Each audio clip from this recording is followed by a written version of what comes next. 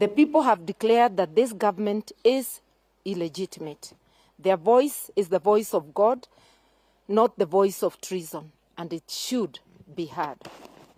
In this moment, we are keenly aware that there may now follow desperate attempts to cling to power.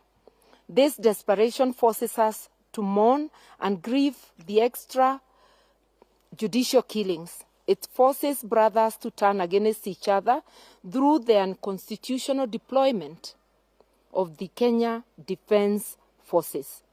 They are meant to defend us against external threats and enemies. They have now been deployed against the people of Kenya. The deployment of the KDF is not only totally unjustified, but also unconstitutional. The Constitution is very clear, Article 241C.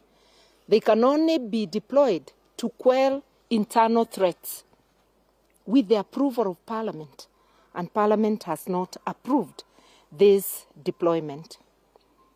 To every member of the disciplined forces, we want to remind you that, like every Kenyan, you are citizens of this country, and that at the end of the day, each one of you bear individual responsibility. Accountability is individual, not collective. To our police force, the same. And we are aware that yesterday, it was a section of the police force, not the entire police force, that visited atrocities on Kenyans. We want to remind you once again that the Constitution and the law require you to adhere strictly to both documents when you are exercising the power donated by the people, and that you will account individually. This is your country. Kenyans are your brothers and sisters. Be their keeper, not their executioner.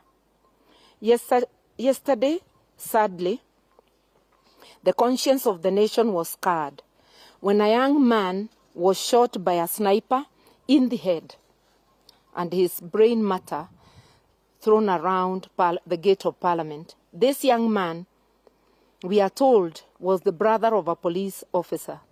We remind Ruto and his regime that they will account individually for these heinous acts.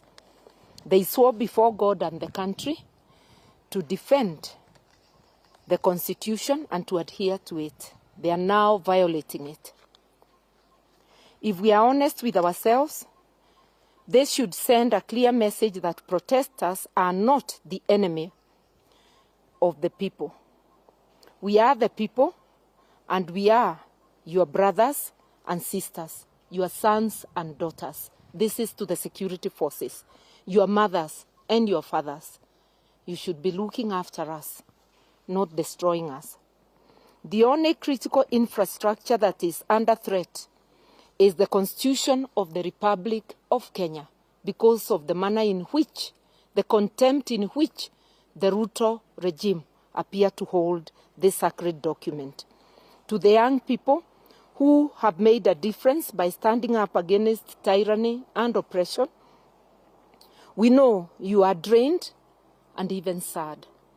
We know you are exhausted.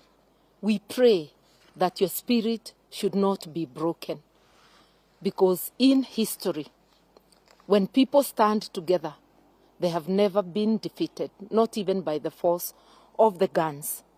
As your parents, those of us who are old enough to be your parents and grandparents, we are beginning to wonder whether we should not join our children and grandchildren in demanding that the Constitution of Kenya and the voice of people be respected.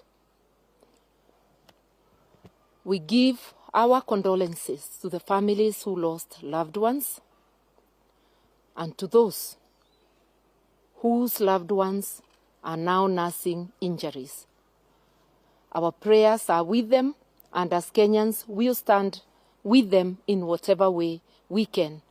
To our brave medics, who even at the risk of losing their lives, went out to assist the injured.